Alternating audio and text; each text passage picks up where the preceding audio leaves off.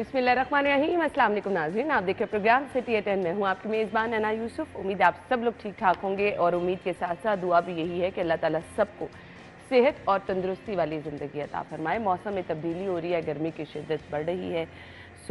गर्मी की शिद्दत से महफूज रहने का वाहिद हल एक यही है कि आप पानी का इस्तेमाल ज़्यादा से ज़्यादा करें। पानी के इस्तेमाल के साथ साथ ज़रूरत इस अमर की भी है कि पानी साफ़ इस्तेमाल करें, क्योंकि साफ़ पानी बिलाशुबा बहुत सारी बीमारियों से महफूज भी रखता है। और मेरे ख्याल से एक चैलेंज भी है अभी साफ़ पानी ढूंढ के निकालना कि कहाँ से आप साफ़ पानी जो है, अब बॉयल वाटर अगर आप इस्तेमाल कर लेंगे तो मेरे ख्याल से सबसे बेस्ट ऑप्शन यही है। प्रोग्राम के आगाज़ की तरफ हम चलेंगे, ख़बरों से हम आगाज़ करते हैं, जिसके बाद 11 बजे हम आपको बर्थडे विश करेंगे और हमारे मेहमान हमें ज्वाइन करेंगे। शहर के बड़े मामलात पर आज गुफ्तगू होने वाली है। बड़े मामलात तो नहीं, बड़े मसाइल कहना चाहिए मुझे। इसी उम्मीद के साथ हम इन मसाइल की तरफ निशानदेही करेंगे कि ये जो हमारी इंतज़ामिया है, ये जो हमारे इंतज़ामी सरबराहान हैं, ये उसका हल भी निकाल लें। अच्छा जी, खबरें आज की हमारी क्या हैं, सबसे पहले उनकी तरफ चलेंगे। पहली खबर, गार्डन टाउन पासपोर्ट ऑफिस 24 घंटे खुले रखने का फैसला, शहरियों के लिए वफाकी वज़ीर दाखिला का अहसन इक़दाम।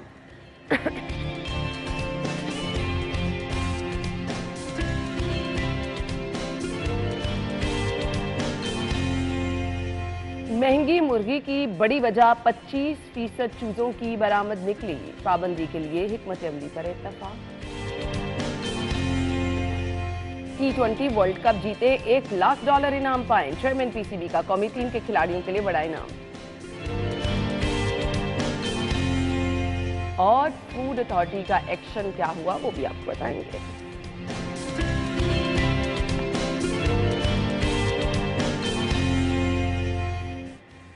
Welcome back. खबरों की डिटेल्स के लिए हमारे सीनियर रिपोर्टर्स मौजूद हैं, शाहिद सिप्रा साहब और अली साई साहब ने ज्वाइन किया। अस्सलाम वालेकुम। बहुत बहुत शुक्रिया आप लोगों के वक्त के लिए। पहली खबर की तरफ चलेंगे। अवाम का बहुत बड़ा मसला हल होने के करीब है।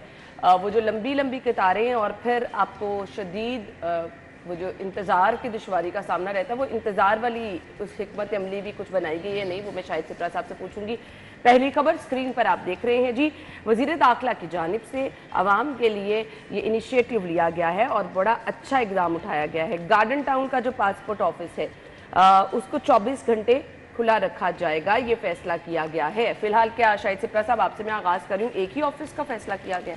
बिस्मिल्लाहिर्रहमानिर्रहीम। देखें, जो मौजूदा वज़ीर दाखिला हैं मोहसिन नकवी, जब वो निगरान वज़ीर आला थे उस वक्त भी उन्होंने हमेशा अवामी फलाह की बात की। अच्छा, मैं यही बात सोच रही थी कि हमेशा याद रहेगा कि ये काम पहले जो कभी नहीं हो रहे थे वो मोहसिन नकवी साहब ही कर रहे हैं। मुझे बताया ना, इतना अरसा तो मुझे भी हो गया है, साई साहब को भी हो गया है। आज तक किसी मिनिस्टर ने जाकर पासपोर्ट ऑफिस या नादरा ऑफिस तो विजिट कभी भी नहीं किया। बिल्कुल। इवन जो सेक्रेटरीज जो हैं वो उस लेवल पर भी नहीं लोग आते थे। सर, मैंने एयरपोर्ट पे ऐसा विजिट भी कभी नहीं देखा जो पिछले दिन हुआ है।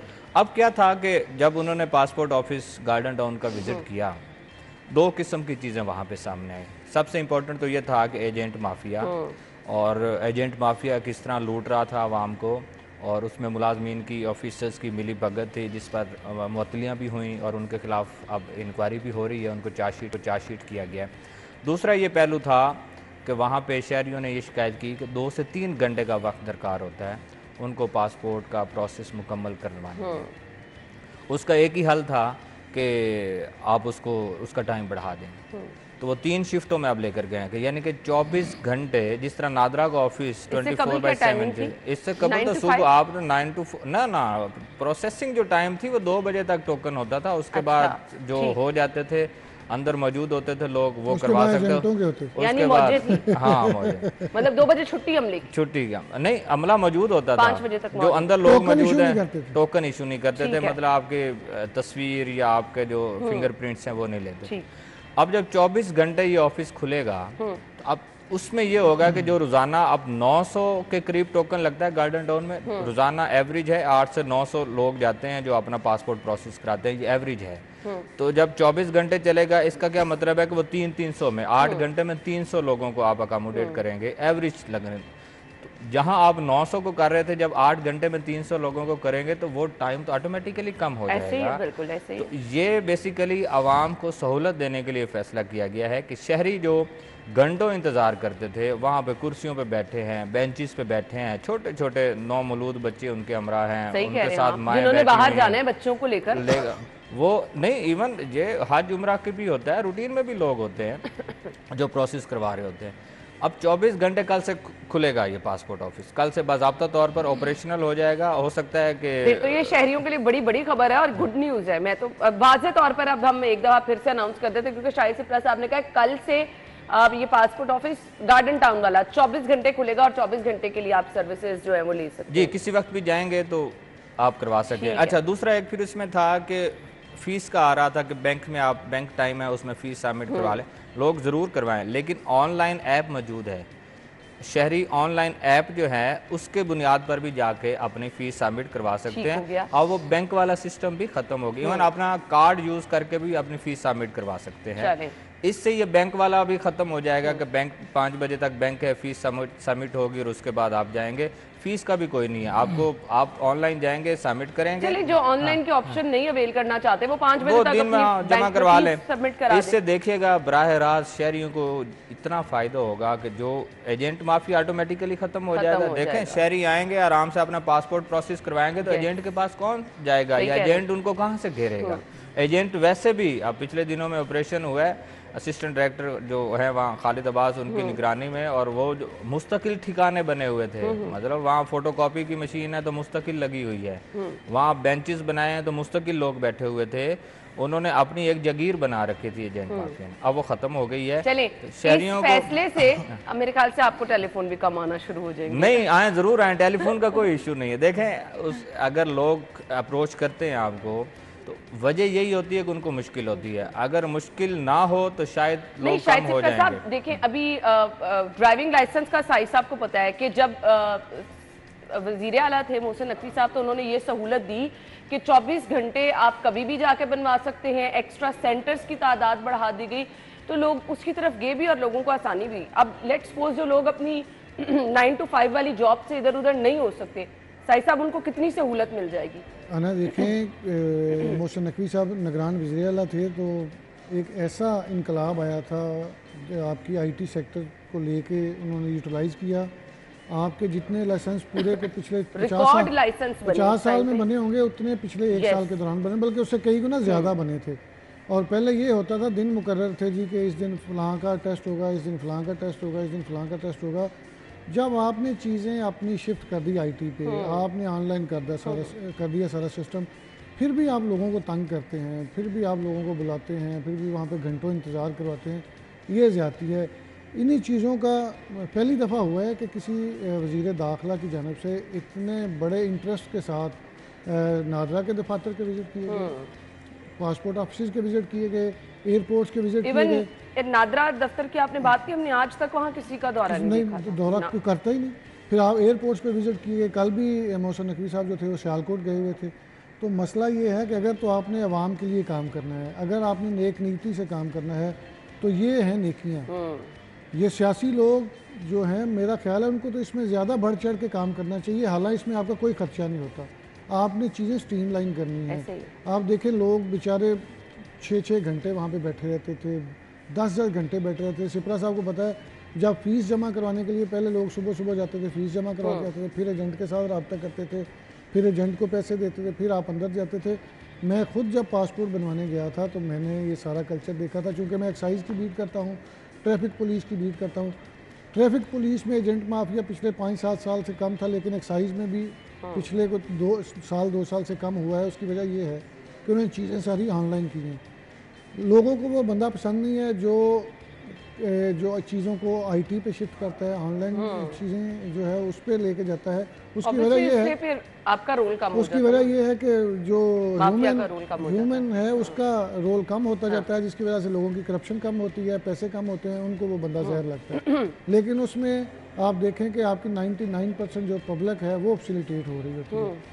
तो ये मोहसिन नकवी साहब का बहुत बड़ा इनिशिएटिव है। चूँकि पासपोर्ट बनवाने के लिए सिप्रा साहब को पता है सारा दिन लोग उनके वी मस्ट अप्रिशिएट, ये बहुत अच्छा इकदाम उठाया गया। शायद सिप्रा साहब, एक गुज़िश्ता दिनों में बड़ा शोर ये भी था, हमारे अपने कलीग्स कुछ परेशान थे, ये डिले बड़ा हो रहा था पासपोर्ट आने में, वो भी मुझे कुछ बता दें। और आवाम की सहूलत के लिए ये भी बता दें कि अगर आप फास्ट ट्रैक बना रहे हैं तो आपको कितनी फ़ीस जमा करानी पड़ेगी, ताकि जिन लोगों का प्लान है वो थोड़ी सी तैयारी भी कर लें ना। देखें, जो इस पे जो वज़ीर दाखिला हैं वो कह चुके हैं, उनसे क्वेश्चन हुआ था, बेसिकली प्रिंटिंग का इशू आ रहा है। जो मामूल के पासपोर्ट्स हैं वो 4 माह तक जा रहे हैं, जो अर्जेंट पासपोर्ट अगर प्रोसेस कराते हैं तो वो आपको 3 हफ्ते लग रहे हैं, 4 हफ्ते तक भी जा रहा है। ठीक है।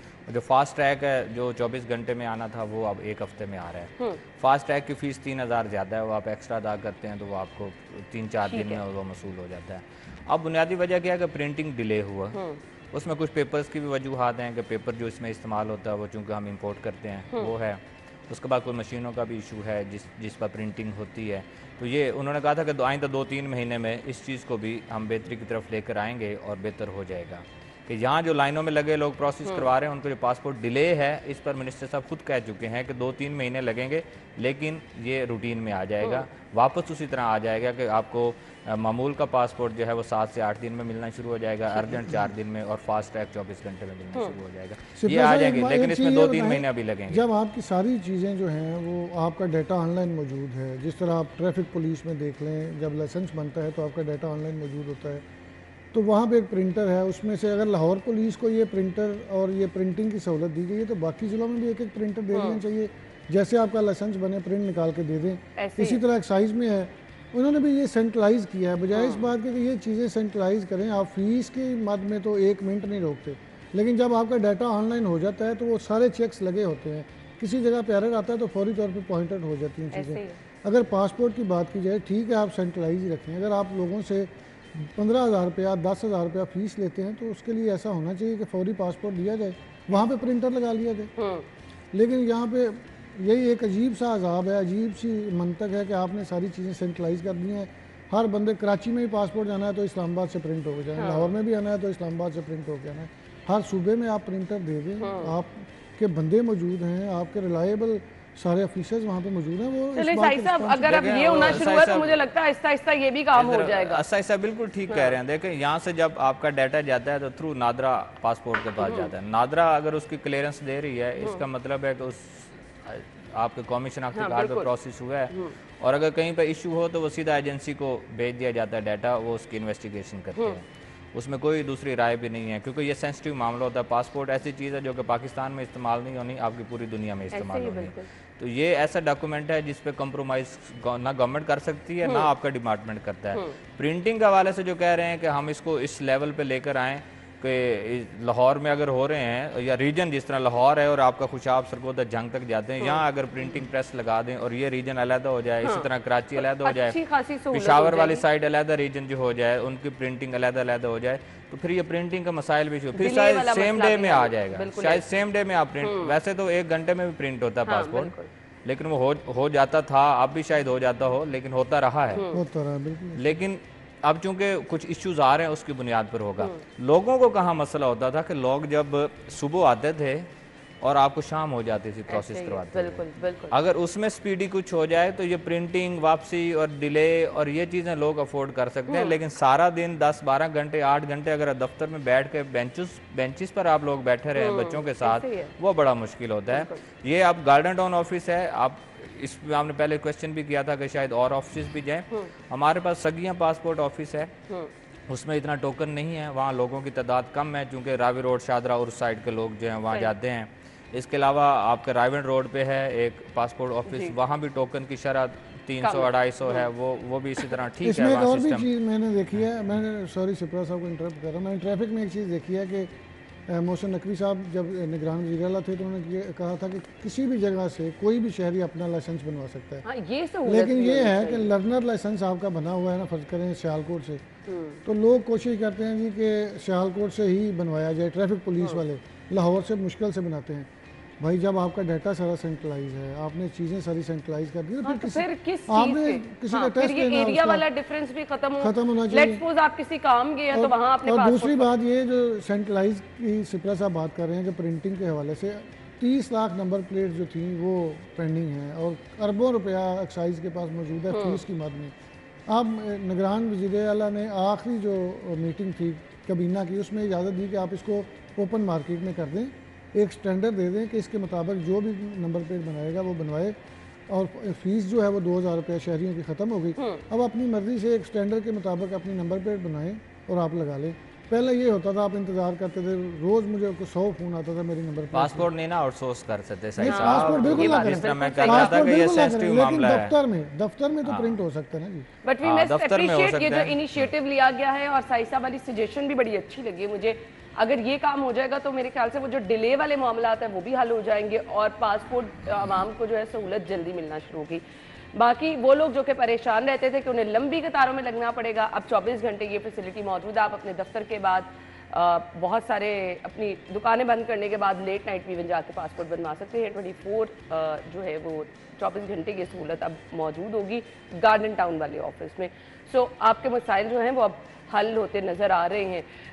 आई विश कि ये नादरा वाले मसाइल भी जो है ये भी हल हो जाए। वहाँ पर भी जो काउंटर खाली थे वहाँ पर अब अमले की तैनाती होना, आवाम के मसाइल जो है उसकी तरफ इंशाल्लाह वो भी काम हो जाएगा। इसके लिए थोड़ा सा आप लोग को इंतज़ार करना होगा। ब्रेक के बाद आते हैं हमारे साथ में।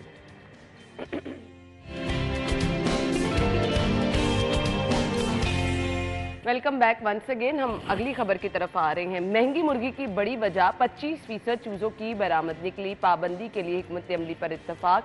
फार्मी मुर्गियों की फीड के अज्जा पर पाबंदी के पेश नज़र सोयाबीन मकामी सतह पर उगाने पर गौर शुरू कर दिया गया है। फीड सस्ती कीमतों में मुस्तकिल कमी आएगी।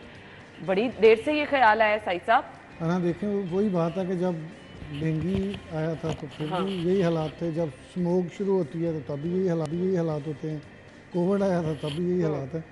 लेकिन चले शुक्र है देर आए दुरुस्त आए। हो सकता है इस पर अगर इम्प्लीमेंट हो जाए और 200 से 250 रुपये सस्ती हो जाए मुर्गी तो गरीबों की रीच में आ जाएगी। यहाँ सोयाबीन क्यों नहीं जो कहा है कि इस पर यहाँ ना सोयाबीन की चलें पैदावार तो शुरू कर देंगे, ये अच्छी बात है, लेकिन ये किसी कोई बंदा अरबाब इख्तियार को पूछे कि आपको अब पता चला है कि आपकी 25 मैं वही कह रही हूँ इतनी देर से आपका 25% चूज़ा जो है वो एक्सपोर्ट पे जा रहा है, आपके घर में रोटी पूरी नहीं हो रही तो आप बाहर जाके बेच रहे हैं और फिर यही हालात होंगे। आपको मैं बताऊँ रमज़ान के दिनों में आपकी मुर्गी का रेट जो है वो अगर फ़र्ज़ करें 100 रुपया है ना तो वो 150 पे चला जाता है। 50% कीमतें जो हैं वो बढ़ जाती हैं और ईद पे आके वो 100% बढ़ जाती हैं। आप देखें ईद पे आपकी मुर्गी का रेट जो है वो डबल हो जाता है। मेरा थोड़ा बहुत इससे लिंक है तो मैंने ये देखा है कि हमेशा ही आपको मुर्गी लेने में भी दुश्वारी का सामना करना पड़ रहा होता है। आपको मार्केट से मिल ही नहीं रही होती, आपके जो वो डीलर होते हैं या जो सप्लायर होते हैं वो भी हीले बहाने तलाश कर रहे होते हैं। इसमें फिर मुर्गी का बड़ा हिसाब होता है कि छोटी मुर्गी और बड़ी मुर्गी उसमें भी बड़ा घपला होता है। तो मसला ये है कि अगर आपने एक्सपोर्ट करनी है बिल्कुल करनी चाहिए, और अगर इस तरह पहले 25% हो रही है मैं कहता हूँ 100% बढ़नी चाहिए, लेकिन अपने घर की ज़रूरियात तो पूरी कर लें। सही बात है। आप गंदम देखें जिस तरह जो किसानों के हालात हैं, मैं कल भी अपने गांव गया हुआ था तो मैं गला मंडी में बैठा हुआ था तो जो परसों रेट था वो 2950 था और कल जो था वो 2800 रुपये था और गवर्नमेंट ने अनाउंस किया हुआ है 3900 रुपये। तो किसान बेचारे रो रहे थे और ऊपर से बारिशें हुई हैं और ज़ालाबारी हुई है जिसकी वजह से वो फसल का झाड़ भी उस तरह नहीं है, तो वो पहले ही बेचारे सताए हुए थे। ऊपर से गवर्नमेंट ने जिस तरह अनाउंस किया और वो रेट्स मुस्तहकम नहीं है, किसी जगह पे सरकारी लेवल पे अभी तक ख़रीदारी जो है वो डस्का जैसे सेंटर में अभी तक शुरू नहीं हुई। पिछले सालों में मैं जाता था चूँकि हमारा वहाँ पे कारोबार है, तो वो जो सेंटर वाले लोग थे वो गल्ला मंडी में आके बैठ जाते थे कि भाई एक भी दाना जो है वो आपको प्राइवेटली हमने नहीं लेने देना। सही। तो अब जो है वो अब कोई ख़रीदार है ही नहीं, वो कहते हैं हमारे पास थैले ही नहीं है। तो मसला ये है कि हमें पता तब चलता है जब हमारे सर पे पड़ती है। अब जब मुर्गी 600-700 पे गई है तब जाके पता नहीं इस पर किसी ने काम किया है, तब जाके इनको याद आया कि फ़ीड जो है वो भी सस्ती बनाई जाए, फिर चूज़े एक्सपोर्ट ना किए जाएँ। तो पहले अपने घर की ज़रूरत तो पूरी कर लें, आप यहाँ अपनी मार्केट को तो पूरा कर लें। आप एक्सपोर्ट कर रहे हैं इसका मतलब है स्मगलिंग ही है ना जी। नहीं, और क्या ये मामला जो लोग इससे मुंसलिक हैं, जो लोग तमाम चीज़ें देख रहे हैं, उनकी नज़र में नहीं था कि हमारे पास तो अपना जो है वो काम पूरा नहीं हो रहा और हम बाहर एक्सपोर्ट कर रहे हैं? शायद सिप्रा साहब ये तो फिर एक माफिया का किरदार आ गया। देखिए जो कारोबार कर रहा है ना, उसको अगर एक्सपोर्ट करने में फायदा मिल रहा है तो वो वही करेगा। उसको इससे नहीं है कि यहाँ पे कोई किसी का पूरा हो रहा है या नहीं पूरा। अगर एक्सपोर्ट करने की सूरत में वो दोहरा उसको फायदा हो रहा है। एक एक्सपोर्ट का उसके पैसे डॉलर्स की सूरत में आ रहे हैं, दूसरा यहाँ पर जो है वो रुपये की सूरत में भी कीमत बढ़ रही है। दोनों तरफ से उसको फायदा हो रहा है, तो कौन चाहेगा अगर ना फायदा हो। कारोबारी शख्सियात को तो उनका कारोबार चमकता नजर आना चाहिए ना। उनका मुनाफा की शरह ज्यादा होगी तो वो तो वही काम करेंगे। बेसिकली ये रियासत की जिम्मेदारी होती है कि आपकी बुनियादी जो ज़रूरतें हैं, अगर ये प्रोटीन कहते हैं ना सस्ता प्रोटीन, अब तो वो सस्ता प्रोटीन रहा ही नहीं। अब तो आपने बीफ और जो चिकन रेट है इसको बराबर कर दिया है। बीफ जो है वो डॉक्टर्स ने डरा डरा के जो है वो लोगों को उससे निकाल दिया वैसे ही, और उसके बाद चिकन रह गया है। और कभी सोशल मीडिया पे उसके खिलाफ भी कंपेन आ जाए। प्रोटीन कहते हैं और फिर वो सस्ता प्रोटीन तो पहले माजरत के साथ रहा ही नहीं, और फिर उस पर जो सोशल मीडिया पर चीजें नजर आती हैं उससे वैसे ही भी इंसान परेशान हो जाए। अब देखें एक्सपोर्ट पर लगा दें पाबंदी, कोई नहीं है इसमें दूसरी राय नहीं। साई साहब ने बिल्कुल ठीक कहा कि घर में अगर हर चीज पूरी नहीं हो रही आपकी तो बाहर कैसे भेज सकते हैं। एक्सपोर्ट के खिलाफ नहीं है। देखें एक्सपोर्ट किसी भी मुल्क की अगर बढ़ती हैं तो उनका जो इकॉनमी है उसको मुस्तहकम करती हैं, ये बढ़नी भी चाहिए। लेकिन ये उस सूरत में कि आपके अपने लोग पिस रहे हों और आप उसको एक्सपोर्ट पे चले जाएं तो एक्स्ट्रा चीज़ है आप उसको ज़रूर करें। दीगर ममालिक में ऐसे ही होता है, वो बनाते इस तरह की चीज़ हैं, इतनी चीज़ बनाते हैं कि उनके पास इम्पोर्ट एक्सपोर्ट दोनों चीज़ें चलती रहती हैं। देखें कुछ दिनों से रेट कम हुआ है, कभी 17 रुपये, कभी 18 रुपये, कभी 20 रुपये। मुझे याद है कि जब साबिक दौरे हुकूमत था उस वक्त ये चिकन 450 रुपये फ़रोख्त होता था। ठीक है, बड़ी कोशिशें की गई, एक सियासी शख्सियत पे इल्ज़ामात भी आयद होते रहे कि उनका कारोबार है उस वजह से होता है। उस वक्त सूबाई वज़ीर मियां असलम इकबाल थे, उन्होंने कहा कि हम करके दिखाएंगे, ना हो सका, उसी तरह रेट रहा। इसका क्या मतलब, जो आपने माफिया का लफ्ज़ इस्तेमाल किया आप उसको नहीं काबू कर सकते। काबू करने की ज़रूरत इसी तरीके से ही होनी है कि उनकी तरफ से जो हीले बहाने किए जाते हैं, उनके पास सबसे बड़ा क्या मसला मतलब है कि हमारी जो फीड है, हम जो फीड इंपोर्ट करते हैं वो महंगी है। जहाँ पे जो चूज़े के लिए पालने के जो बाकी अखराजात हैं वो उन पे अखराजात ज़्यादा आ रहे हैं, यही जवाब देते हैं ना। अदरवाइज उनके पास और तो जवाब ही नहीं है। अगर आप सस्ती फीड उनको करके दे दें तो मेरे ख्याल में उसके बाद ये चीज़ें सेटल डाउन होंगी।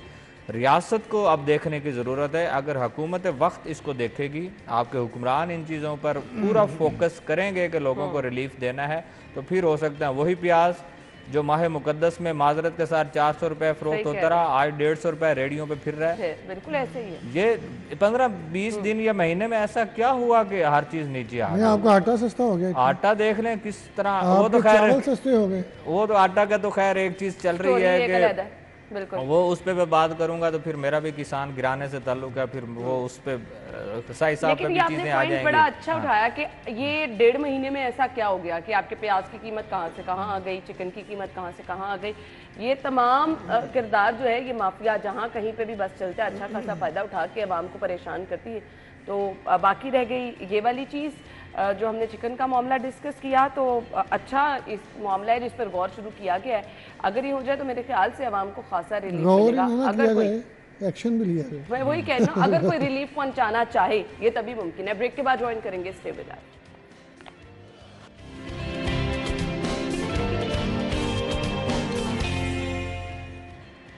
Welcome back once again. खबर है जी, T20 वर्ल्ड कप जीते $1 लाख इनाम पाए। जर्मन पीसीबी का कौमी टीम के खिलाड़ियों के लिए बड़ा ऐलान है जी। शायद सिप्रा साहब कभी इनाम की ऑफर हुई है आपको?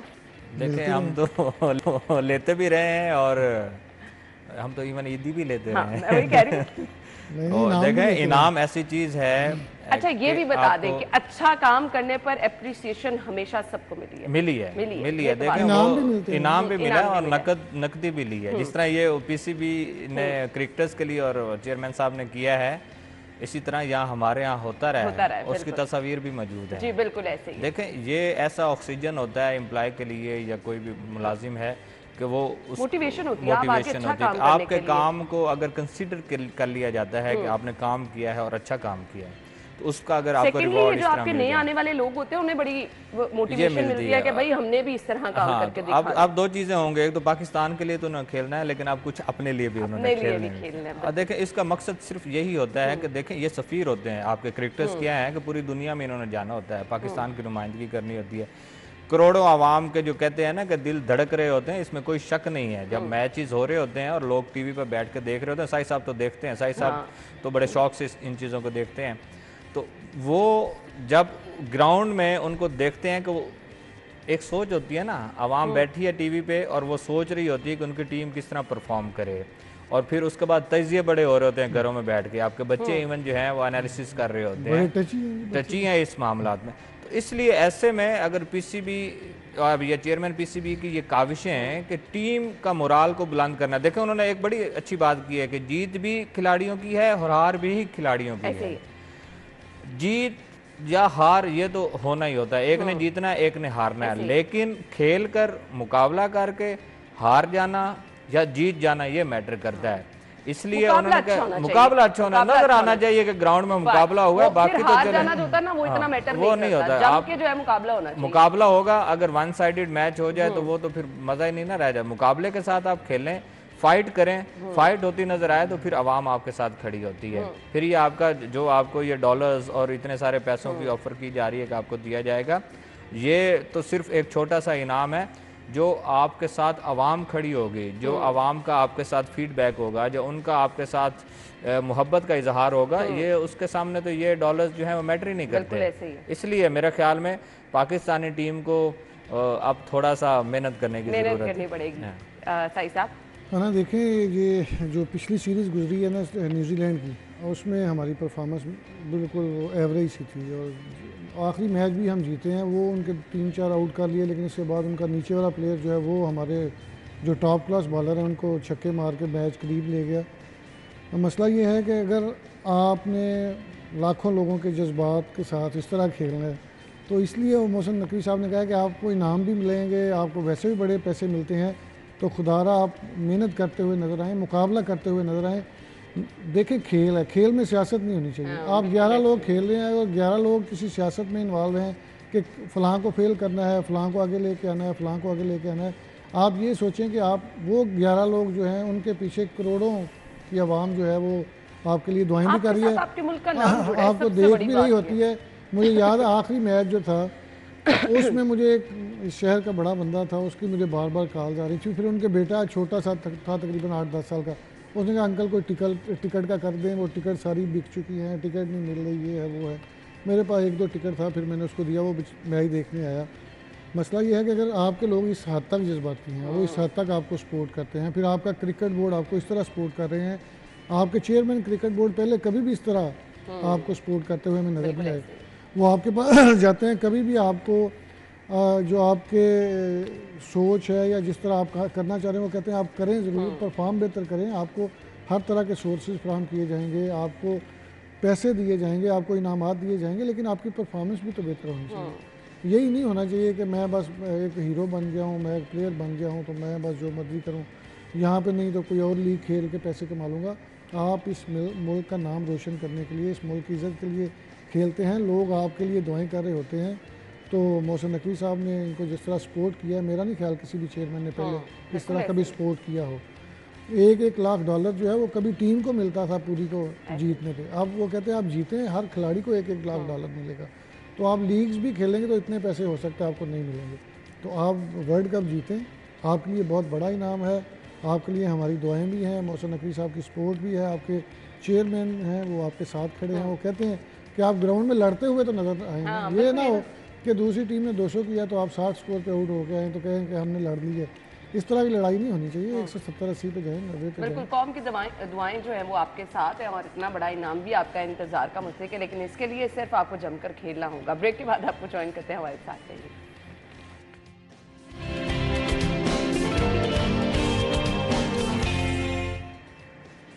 Welcome back once again. और आवाम का बहुत बड़ा मसला है ये, और मेरे ख्याल से फूड अथॉरिटी ये जो कभी कभी कार्रवाइयाँ करती है ये नाकाफ़ी हैं। खैर, अभी जो कार्रवाई की बात हम करने वाले हैं, गोश्त बरदार गाड़ियों, मीट शॉप और टुलिंगटन मार्केट में 29,920 किलो से ज़ायद गोश्त और मुर्गियों की चेकिंग की गई।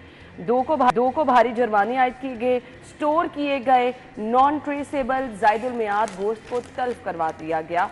डीजी साहब की जानिब से ये कहा गया है 1244 किलो मुजरे सेहत गोश्त जो है बरामद किया गया है। पता नहीं कितना गोश्त सप्लाई हो चुका होगा। साई साहब? ना ये देखें, फूड अथॉरिटी जो भी काम कर रही है, जितना भी काम कर रही है, ये आवाम की बेहतरी के लिए कर रही है। आवाम की बेहतरी के लिए तो है, और वी इसमें मस्ट देखें- अप्रिशिएट, लेकिन साई साहब ये तो फिर हर रोज चलने वाला काम है। बिल्कुल यही कह रहा हूँ कि ये इसमें बिल्कुल तो गैप होना ही नहीं हर चाहिए। रोज़ चलने वाला काम है इसमें। लेकिन जो लोग इस तरह के काम कर रहे हैं उनको भी सोचना चाहिए कि खाने पीने की चीज़ों पे तो इस तरह कम अज़ कम ना किया जाए। फूड अथॉरिटी तो जो कर रही है वो कर ही रही है। देखे 1244 किलो जो है वो गैर मेयारी गोश्त है। और वही बात जो मैं अभी थोड़ी देर पहले कह रहा था कि 73 किलो कम वजन वाली मुर्गियाँ, ये भी कोई एक गेम है कि कम वजन वाली मुर्गियाँ और ज़्यादा वजन वाली मुर्गियाँ, इसमें भी जो सस्ते रेट्स हैं उसमें काफ़ी मार्जिन होता है, तो इसलिए वो मार्केट में भेज दी जाती हैं। वो एक मीम भी चलता है कि मुर्गी जितनी मर्जी महंगी हो जाए, शवारमा जो है वो उसी कीमत में मिल रहा है। तो इसकी वजूहत ये है कि मैंने देखा है कि उस दिन कोई बंदा बात कर रहा था, एक वो बारबेक्यू लगाता है, वो कहता है मैं मुर्गियों के कानों के कबाब बनाता हूँ। मैंने भी ये बात साई साहब माफी दे दो। मैंने ये भी बात पहले तो कभी ये मसला ये है कि बहुत, मुझे पता है ना, होता है ये, और ये आपको नहीं पता। मैं चूँकि इस बिज़नेस से थोड़ा बहुत अटैच हूँ तो मुझे पता है। मसला ये है कि सारा कुछ अगर गवर्नमेंट नहीं करना है तो कुछ अखलाकी इक़दार हैं, उनका ही ख्याल कर लें, उनकी पासदारी कर लें। आप मुजरे सेहत गोश्त बेच रहे हैं, लोगों की सेहत के साथ खेल रहे हैं, बीमारियों के साथ, उनको बीमारियों की वजह आप बन रहे हैं, तो आपको कुछ खुदा का खौफ करना चाहिए। डीजी फूड अथॉरिटी भी काम कर रहे हैं, फूड अथॉरिटी की टीम्स भी काम कर रही होंगी, वो रोज़ाना नहीं तो हफ्ते में 2 दफ़ा चेकिंग करती होंगी। लेकिन मसला ये है, अपनी भी तो कोई ज़िम्मेदारी है, हमारी भी तो कोई ज़िम्मेदारी है। हर चीज़ हम गवर्नमेंट पे तो ना डालते जाएँ। पतंगबाजी हो रही है, अब पुलिस को हम कहते हैं, बिजली चोरी हो रही है, लेस्को को हम कहते हैं, सारा कुछ जो है वो गवर्नमेंट करवाए, हमने क्योंकि क्या अब करना देखिए है? ना, जगह जगह गली मोहल्लों में आपको छोटी छोटी ये चिकन की दुकानें नजर आ रही हैं, तो कितनी जगहों पे आप चेक एंड नहीं, अब बैलेंस। आप देखें कि गवर्नमेंट ने मना किया हुआ है कि स्लाटर हाउस के अलावा आप कोई भी जानवर ज़िबा नहीं करेंगे और ना वहाँ से ज़िबा करके गोश्त बेचेंगे। स्लाटर तो अमल ही नहीं हो हाउस रहा। तो मैं अक्सर देखता हूँ बड़ी बड़ी मार्केट्स में, छोटी छोटी मार्केट्स में, मैं वैसे ही इस चीज़ को ना ऑब्जर्व कर रहा होता हूँ। वहाँ पे जानवर बंधे होते हैं, वो रात को ज़िबा करते हैं, सुबह 2 बकरे या 2 बड़े जानवर वहाँ से लेके आएंगे, एक वो अपने डाल के बेच देंगे। तो अपनी भी कोई जिम्मेदारी है हमारी। हम हर गली में कूड़ा फेंक देते हैं, वो डब्बा पड़ा भी होता है, इसके बावजूद आप देखें बाहर ढेर लगे होते हैं। तो मेरा ख्याल है कि फूड अथॉरिटी भी काम करे, डिस्ट्रिक्ट गवर्नमेंट भी काम करे, पुलिस भी काम करे, थोड़ा सा हमें भी अच्छा, support शायद करना सिप्रा साहब, अक्सर जब फूड अथॉरिटी से हमारी बात हुई है तो वो ये कहते हैं कि हमारी टीम हर रोज मौजूद होती है टुलिंगटन मार्केट पे। अगर हर रोज मौजूद होती है तो फिर तो उनकी नाक तले ये काम हो रहा है। फिर हर रोज इतने 1000 किलो गोश्त वहाँ से निकलना चाहिए, वहाँ से तो इस तरह की चीज़ें मौजूद हैं। अच्छा, एक और इसमें, खैर मुझे तो नहीं पता, साइज साहब को शायद पता हो कि कितने किलोग्राम जो वजन हो तो वो ठीक है मुर्गी। हाँ, ये मेरे ख्याल में फूड अथॉरिटी को खुद बताना चाहिए, लोगों को अवेयरनेस देनी चाहिए कि आप मुर्गी लेने जाएं। हेल्पलाइन है आपके पास, एप्लीकेशन है, उसमें नहीं, वो खुद है। देखें, जो टुलिंगटन मार्केट में कम से कम फ्लेक्सिस तो आवेदन कर दे कि इस वजन की मुर्गी आप खा सकते हैं, वो मुद्रे सेहत नहीं है। अच्छा, ये इंतजामिया को यकीनी बनाना चाहिए, ये हर दुकान पे, हर इलाके में ये चीज ये होनी चाहिए मेंशन। आप लोग गए हैं, मुर्गी चाहे थोड़ी लेनी है ज़्यादा लेनी है, ये तो हर बंदे की इस्तात है ना, उसने कितनी लेनी है। अगर हलाल हुई मुर्गी पड़ी है, उसका वो वज़न करवाए, उसको पता हो कि फूड अथॉरिटी कहती है कि हलाल मुर्गी का इतना रेट हो तो हम इसको खा सकते हैं, और ज़िंदा मुर्गी का इतना रेट हो तो हम उसको खा सकते हैं। तो ये आवाम के लिए बड़ा आसान हल हो जाएगा कि वो जाएंगे दुकान पे, अगर हलाल मुर्गी पड़ी है तो उसका वज़न करवाएं, पता चल जाएगा। अगर वो उतने ग्राम की है जिस पे वो फूड अथॉरिटी कहती है कि खा लें, तो वो उससे गोश्त बनवा लें, अगर नहीं है तो वो ना लें। ये मेरे ख्याल में अवेयरनेस भी देने की ज़रूरत है। जो साई साहब ने कहा कि इखलाकी जवाब, वो इखलाकियात, तो साई साहब हम माजरत के साथ बहुत गिरावट का शिकार हो चुके हैं। हम दूध पे ले लें, सब्जियों में ले लें, इन चीज़ों पे चले जाएं, खाने पीने की तो हमने कारोबार करना है, इखलाकियात से तो हम बहुत दूर चले जा चुके हैं। यहाँ पे दूध मिलता है 150 रुपये पर केजी या 1.25 रुपये पर केजी। मैं कहता हूँ कि 200 रुपये केजी भी जो है वो आपको सही मिल जाए, 200 भी तो वो ठीक है, वो भी ठीक है, लेकिन सही मिल जाए, वो भी नहीं मिलता। इसलिए नहीं, यहाँ पे तो 1 किलो के साथ 1 किलो फ्री भी मिलता है, वो पता नहीं किस तरह मिलता है। तो ये देखें, रियासत पे सारी चीज़ें हम डाल दें, हुक्मरानों पे सारी चीज़ें डाल दें, लेकिन मेरे ख्याल से फूड अथॉरिटी को भी थोड़ा सा मुतहरिक होने की जरूरत है। ये जगह जगह पे छोटे छोटे पॉइंट है ना, इन पर अगर आप कार्रवाइयां करें तो आपको पता चलेगा। तो हम देखते हैं कि कुछ गैप के साथ ये खबरें आती हैं। नहीं, छोटी जो दुकान है ना, मैं आपको बताऊं, छोटी दुकान पे इतना इशू नहीं है, जिसने 1 मन 2 मन जो है शाम में बेच के जाना और अपने बच्चों की रोजी रोटी के लिए करना, वहाँ पे इस तरह की चीज़ें नहीं है। ये जहाँ से बल्क सप्लाई आपकी निकल रही है, जहाँ पे सैकड़ों यानी फिर हजारों बात आ गई मन, टुलिंटन मार्केट और कोई मार्केट है, टुलिंटन मार्केट है, जो मतलब जहाँ से आपका थोक पे काम हो रहा है, इशू होटल्स वहाँ पे से जा आता रहा है, रेस्टोरेंट्स पे जा रही हैं चीज़ें, आपके ये बारबेक्यू जो बनाते हैं उनकी तरफ जा रहा है माल, ज़्यादा चीज़ें निकल रही हैं, वहाँ ज़्यादा इशू है। मोहल्ले या उस दुकान पे जिसने शाम को वहाँ 50-60 पर ज्यादा मुर्गी इशू नहीं, फरोख्त बिल्कुल करनी सही है, कहा उसने आपने। बच्चों का करना, वो मेरे ख्याल में वो कम लेकिन वजन इन जरूर लेता कार्रवाइयों होगा। को तेज करना अगर आपको आवाम की जिंदगियों को महफूज बनाना है। बहुत बहुत शुक्रिया आप लोगों के वक्त के लिए। हेडलाइंस के बाद ज्वाइन करेंगे आपको।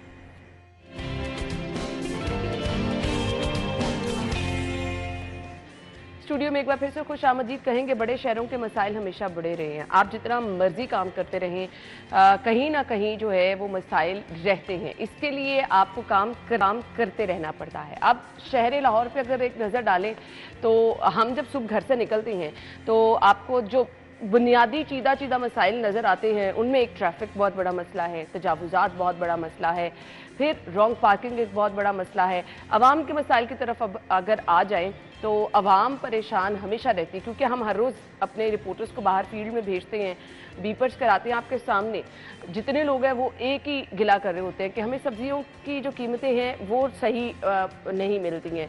मतलब जो रेट लिस्ट आवेजा की होती है उस पर सब स्टैंडर्ड सब्जियां जो हैं वो फरोख्त की जा रही होती हैं।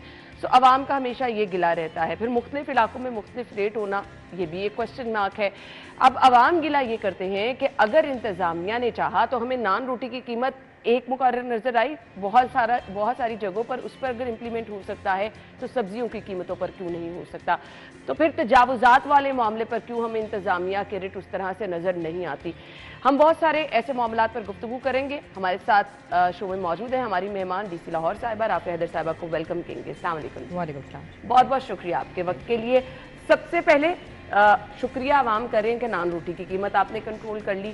सो कितना बड़ा चैलेंज रहा ये? जी थैंक यू। देखिए इसमें अगर हम एडमिनिस्ट्रेटिवली देखें तो डेफिनेटली इसकी इम्प्लीमेंटेशन को थोड़ा टाइम भी लगाने में, लेकिन क्योंकि उसकी वर्किंग बैक एंड पे उस तरह की थी कि जो किया गया कि इस तरह प्राइस इम्प्लीमेंटेशन होनी थी कि आटे की कीमत क्या है, उसमें किराया कितना डलेगा, तो वो सारे के सारे पॉइंटर्स जो है वो डाल के एक प्राइस वर्कआउट की गई डिपार्टमेंट लेवल पे और उसको इम्प्लीमेंट किया गया। हमारे अराउंड 61 के करीब प्राइस कंट्रोल मजिस्ट्रेट्स हैं जो लाहौर में ऑपरेट करते हैं, और अक्रॉस द बोर्ड एक एरिया में हर तंदूर के ऊपर इसकी इम्प्लीमेंटेशन डेफिनेटली एक चैलेंज था, क्योंकि 15,000 से ज़ायद ऐसी लोकेशंस बनती हैं लाहौर के अंदर खाली, और एक मेजर चंक है हमारी पॉपुलेशन का जो यहाँ से ख़रीदारी भी करता है और रोज़ाना की बुनियाद पे ख़रीदारी होती है ये वाली। तो उसमें डिस्प्लेस को इंश्योर करना, उसकी प्राइसिंग को इंश्योर करना, उसके हिसाब से अगर हम देखें तो रोज़ाना की बुनियाद पे 1,500 से 2,000 इंस्पेक्शंस जो हैं हमारे प्राइस कंट्रोल मजिस्ट्रेट्स ने इंश्योर की। बार बार रिपीटेडली लोकेशंस पे जाके उसको इम्प्लीमेंट करवाना और फिर उसको एक लेके चलना कि जहाँ इम्प्लीमेंटेशन हो गई है वहाँ पे डिस्प्ले को इंश्योर करना, जहाँ पे वायलेशन है वहाँ पे फ़ाइन इम्पोजिशन, फिर अरेस्ट। अच्छा, वेट वाला मसला आ रहा है, लोग कह रहे हैं कि पेड़े का वेट वो नहीं लिया जा रहा। जी देखिए हम उसको आप दोनों चीज़ों को उस पर देखते हैं, एक तो रेट की इम्प्लीमेंटेशन है एंड देन वेट भी उसी हिसाब से हो कि जिसका रेट निकाला गया है, तो उसके ऊपर दोनों एस्पेक्ट्स पे वर्किंग की जाती है। जब हमारा प्राइस कंट्रोल मजिस्ट्रेट जाता है इंस्पेक्शन के दौरान ये दोनों चीज़ें चेक की जाती हैं, और इसी वजह से आप देखेंगे कि रोज़ाना की बुनियाद पे अराउंड 50-60 लोगों के अरेस्ट भी किए जाते हैं। अच्छा। सीलिंग्स की जा रही हैं, हम लोग फ़ाइन भी इम्पोज करते हैं ताकि तंदूर वालों को उसकी तरफ लेके आया जा सके, और काफ़ी हद तक इसमें अगर देखें तो उसकी इम्प्लीमेंटेशन इंश्योर कर ली गई है। वेट का जो इशू है उसके ऊपर भी डेफिनेटली वर्किंग साथ साथ ऑन गोइंग है, और ओवरऑल जो है इसका फोकस्ड 15 दिन में जो वर्किंग की है उसमें खातिर खा उसकी इम्प्लीमेंटेशन लाहौर में हो इस चुकी चीज़ है। से अग्री करते हैं। अब आवाम परेशान ये है कि अगर इस काम पर अगर इंतज़ामिया मुतहरिक हुई और वो आपने करके दिखा दिया, सब्जियों पे आवाम बहुत परेशान है कि उस पर रिलीफ उस तरह से नहीं मिल रहा, क्या इशू है? देखिए इसमें अब जिस तरह आटे की फॉर एग्जांपल रेट सेटिंग होती है तो एक एक्सटेंडेड पीरियड के लिए होती है, उसमें डेफिनेटली मार्केट फ्लोज वगैरह उस तरह होते हैं। सब्ज़ी और फ्रूट एक ऐसी चीज़ है कि जिसने रोज़ाना की बुनियाद पे ऑक्शन में इस्टेब्लिश होना है, उसके बाद उसका एक रेट डिसाइफर होता है कि जो मंडी में क्या रेट था, उसके बाद वेंडर के पास जाके और स्ट्रीट लेवल पे उसकी क्या रेट बनता है। तो एक तो वो रोज़ाना की बुनियाद पे चेंज होता है, उसकी फिर आगे तरसील की जाती है, एंड टू एंड पहुंचाया जाता है। अब जहाँ ये 15,000 पॉइंट्स थे, वो लाखों के पॉइंट्स होंगे कि जहाँ पे एक एक जगह पे जाके, और यही प्राइस कंट्रोल मजिस्ट्रेट्स हैं 61 जिन्होंने ये सारी चीज़ें इस्टेब्लिश करानी है। तो जहाँ हम लोग काम कर रहे हैं वहाँ पे डेफिनेटली सेलर का भी एक ज़िम्मेदारी बनती है कि वो उसको कंप्लाई करें। उसमें इम्प्लीमेंटेशन में गैप्स आते हैं, तो हमारा उसमें यही फोकस होता है कि हम 25 हमारी क्रिटिकल मार्केट्स हैं जिसके अंदर सबसे ज़्यादा फुटफॉल होता है, वहाँ पे लोग ज़्यादा जाते हैं, वहीं से ख़रीदारी ज़्यादा होती है। तो हम उसकी तरफ ज़्यादा फोकस रखते हैं कि मैक्सिमम लोगों को फैसिलिटेशन मिले, और ये सारे प्राइस कंट्रोल मजिस्ट्रेट्स पर एटलीस्ट उन 25 क्रिटिकल मार्केट्स के अंदर इंश्योर कराएं। हो सकता है कि गली में या कोई और एरिया में कोई स्ट्रीट वेंडर जो है वो उस पे वायलेशन उस तरह कर रहा हो, लेकिन हमारा प्राइमरी फोकस उसमें होता है कि मैक्सिमम लोगों को जहाँ से प्रोविजन हो रही है एटलीस्ट वहाँ पे रेट इंश्योर्ड हो। अच्छा, इसके लिए ये हो सकता है कि कोई शिकायत दर्ज कराने के लिए कोई नंबर ऐसा हो जहाँ पर लोग जो हैं वो, अगर किसी इलाके में उन्हें नज़र आ रहा है कि जी बहुत ज़्यादा रेट लिए जा रहे हैं, तो आप तक पहुँचने का रास्ता क्या है? जी देखिए, इसकी पंजाब गवर्नमेंट की कीमत ऐप है इसके अंदर, जिस पे वो एक तो वो तरीक़ेकार है कि वहाँ पे वो अपनी डाउनलोड करके उसके ऊपर कंप्लेंट जो है वो भेजी जा सकती है। दूसरा, हमारे सोशल मीडिया प्लेटफॉर्म्स हैं जिसके अंदर वो डायरेक्टली लिंकअप कर सकते हैं, और काफ़ी जो भी हमें इस तरह की कंप्लेंट्स आती हैं उस पर हम उनको वापस रिस्पॉन्ड बैक भी करते हैं और उसके ऊपर एक्शन भी लिया जाता है। स्पीकिंग, ये जो पब्लिक वाली लाइंस होती है ना, इस पे हमारा अपना ट्रस्ट नहीं है, क्योंकि अभी 2 दिन पहले की बात है, लाइट ख़राब हुई और मैं मुसलसल बिल पे जितने नंबर दिए हुए थे सब पे कॉल करी थी, कहीं से जो है वो, अब लोगों को लगता है कि हेल्पलाइंस पे कॉल करें तो शायद उस तरह से जो है वो अमल दरामद नहीं होता। तो कितनी इफेक्टिव है ये, इस पर मॉनिटरिंग कैसे की जाती है, कितनी देर में शिकायत का वो? देखिए, जो कीमत ऐप है और जो हमारे सोशल मीडिया प्लेटफॉर्म्स है उस पर हमने इंटरनली प्राइस कंट्रोल के लिए 24 आवर्स की वर्किंग की हुई है कि विद इन 24 आवर्स उसके ऊपर एक्शन लिया जाएगा और उस पर रिस्पॉन्स भी जाएगा। वो क्योंकि डैशबोर्ड सिस्टम है, उस पर हमें फ्लैग भी हो रहा होता है कि कितनी एस्केलेटेड हैं, कितनी सुपर एस्केलेटेड हमारी कंप्लेंट्स हैं, कितनी रिजॉल्व हो गई हैं, और उसके ऊपर मतलब उसको मैनेज हम इधर से भी कर रहे होते हैं, और उसके लिए डेडिकेटेड हमारी HR है जो उसको मॉनिटर कर रही होती है। तो हमारी पूरी कोशिश होती है कि with in 24 hours price control की किसी भी कंप्लेंट पे हम एक्ट करें और उस पर रिस्पॉन्स ज़रूर जाए। सही। सो इस पर तो काम चल रहा है। अब क्वालिटी पर बात कर लेते हैं। अब लोग कहते हैं कि जी जो DC रेट पे सब्जियां हैं उनकी क्वालिटी अच्छी नहीं होती है। सो ये किस तरह इंश्योर किया जाएगा कि अगर किसी को रिलीफ मिल ही रहा है, सस्ती सब्जी मिल रही है, तो उसकी क्वालिटी भी अच्छी हो? जी देखिए, जो ऑक्शन में रेट्स निकलते हैं उसके अंदर मल्टीपल कमोडिटीज़ के दर्जा अव्वल दर्जा दोम उनके रेट्स इस्टेब्लिश किए जाते हैं और उसी हिसाब से रेट्स नोटिफाई भी होते हैं। जो हाई क्वालिटी है उसका रेट थोड़ा हायर साइड पे होगा, जो मीडियम क्वालिटी है उसका उस हिसाब से होगा। तो चाहे टमाटर, प्याज, आलू, इन सारों की केस जो वर्किंग है वो उसी तरह होती है और उसी को फिर हम इम्प्लीमेंट करते हैं। सही। तो quality would be based on कि जी वो एग्जैक्टली दर्जा अव्वल था या दर्जा दोम था, और उसके हिसाब से उसका रेट भी स्पेसिफाइड होता है। वही अक्रॉस द बोर्ड एक चीज़ नहीं होती कि जी हर टाइप की क्वालिटी के ऊपर एक ही रेट नाफिज हो जाए। जी। तो जब हम उसकी प्राइसिंग पे इंश्योर कर रहे हैं कि वो क्वालिटी बेस्ड हो तो उसकी इम्प्लीमेंटेशन भी फिर उसी तरह ही होती है। ठीक ठीक। तो जो हाईएस्ट क्वालिटी होगा उसकी इम्प्लीमेंटेशन उसके हिसाब से होगी, जो सेकंड ग्रेड होगा उसकी उस हिसाब से होगी। जो शहर में स्टोर्स हैं जहाँ पर आपको दालें, चीनी वगैरह पैकिंग में मिलते हैं, कभी वहाँ पर छापे मारे गए और देखा गया कि जो पैकिंग पे मेंशन किया गया वेट, जो क्वालिटी उसके अकॉर्डिंग है भी या नहीं? जी थैंक यू। देखिए, इसके अंदर दो मॉनिटर्स बेसिकली फिर इसमें काम कर रहे होते हैं। एक तो हमारे प्राइस कंट्रोल मजिस्ट्रेट्स हैं जो कि उसको जो नोटिफाइड एसेंशियल कमोडिटीज़ हैं उनके ऊपर वर्किंग कर रहे होंगे, और जनरली जो उसके ज़ुमरे से बाहर भी आएंगे उसको पंजाब फूड अथॉरिटी की टीम्स भी मॉनिटर कर रही होती हैं, चाहे वो मैन्युफैक्चरिंग यूनिट है चाहे वो सेल पॉइंट है। तो दो इसके अंदर तो हमारे और अंदर मॉनिटर्स क्रिएट हो जाते हैं और इसके ऊपर एक स्पेसिफिक फोकस भी होता है। ये नहीं है कि खाली सारी की सारी इम्प्लीमेंटेशन हम स्ट्रीट लेवल पे कर रहे होते हैं, जहाँ से क्योंकि एक सब्सटेंशियल पोर्शन हमारी आबादी का इन जनरल स्टोर्स और करियाना स्टोर्स वगैरह से भी लेता है, तो वहाँ पे भी वही इम्प्लीमेंटेशन रिजीम फॉलो की जाती है। सही। सो इस पे जो है वो हमेशा, अगर आपको कहीं पे प्रॉब्लम लगती है तो आप लोग भी ज़रूर जो कीमत ऐप है उस पर बता सकते हैं। सो इस पे जो है वो ज़रूर जो है डीसी साहिबा जैसे कह रही हैं कि अमल दरामद होगा। अच्छा जी, अब शहर में तजावुज़ात का एक बहुत बड़ा मसला है, इसके लिए मैकेनिज़्म क्या है? लोग कहते हैं कि एक जगह से तजावुज़ात हटाई जाती हैं 2 दिन बाद, बल्कि रात को ही कुछ जगहों पर वापस तजावुज़ात नज़र आती हैं। तो क्यों इतने बेबस हैं हम तजावुज़ात माफिया, क्या है? जी, इसके अंदर देखिए हमने जो अभी करंटली पॉलिसी ट्रैफिक पुलिस के साथ मिलके हमने अपनाई हुई है वो यही है कि हम कंटेनमेंट की तरफ हैं, कि एक रोड के ऊपर या एक बाज़ार के अंदर वो उस लिमिट में प्लेसेस हों कि जहाँ पे फ़्लो मुतासर ना हो, चाहे वो पेडेस्ट्रियन ट्रैफिक है चाहे वो व्हीकुलर ट्रैफिक है।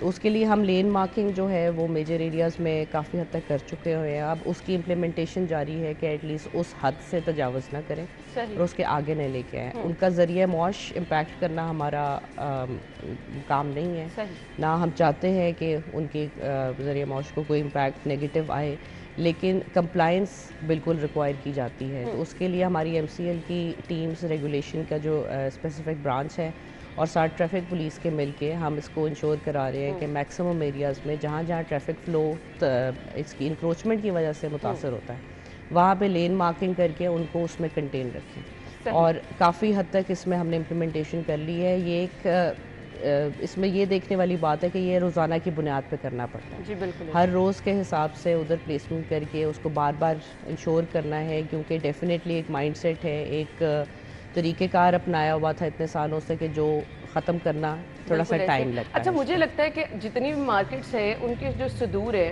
अगर उनके साथ अगर टाइम टू टाइम एक मीटिंग होती रहे ना, क्योंकि ये खुद लोग बीच में ये भी लोग इन्वॉल्व होते हैं और असल में ये कह रहे होते हैं कि हम भी तजावुज़ात से तंग हैं, तो इनके साथ मीटिंग्स होते रहना ज़रूरी नहीं है कि टाइम टू टाइम इनसे मसाइल पूछें और फिर वहाँ पर ऑपरेशन कराए जाएँ? जी डेफिनेटली। देखिए ये थर्ड एस्पेक्ट स्टेक होल्डर्स की अंदर उसको ओनरशिप होना बहुत ज़रूरी है, और डेफिनेटली एक मेजर स्टेक होल्डर जो है हमारे यही ट्रेडर्स एसोसिएशंस और मार्केट्स की जो लीडरशिप है वो बनती है। इनके साथ वक्तन फ़वक्तन हमारी इंतज़ामिया, हमारे बल्दिया के अफसरान और ट्रैफिक पुलिस की तरफ से भी इंगेजमेंट होती है, और जहाँ जहाँ ये इंटरेक्शन पॉजिटिव रहता है वहाँ पे आपको बेहतरी भी ज़्यादा नज़र आएगी एज अगेंस्ट के जहाँ पे वो उस तरह का इंटरेक्शन ना बने, क्योंकि वो ओनरशिप अगर वो ख़ुद भी ले लेते हैं तो शायद हमारी तरफ से भी हर रोज़ की बुनियाद पे उनको वो ट्रिगर करना ज़रूरी ना हो, और या इम्प्लीमेंटेशन भी ज़्यादा ईज़अप हो जाए क्योंकि वो ख़ुद भी उसको मॉनिटर कर रहे होंगे। तो डेफिनेटली ये वाले स्टेक होल्डर्स बहुत इंपॉर्टेंट हैं, और उनकी तरफ से जब पॉजिटिव फीडबैक आता है तो इम्प्लीमेंटेशन भी ज़्यादा स्ट्रॉन्ग होती है। बिल्कुल ऐसे ही है।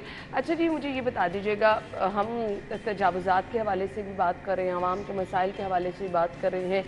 आवाम ये चाहती है कि उनकी मीटिंग शीट जो है ना वो बराह रास्त आप तक मुझसे, खुली कचहरी वाला सिलसिला कहाँ तक है आपका? जी देखिए, ये हर महीने फर्स्ट और सेकंड को हम लोग खुली कचहरी रखते हैं। वो बेसिकली तो रेवेन्यू फोकस्ड होती है, लेकिन कोई भी उसके अंदर आ सकता है।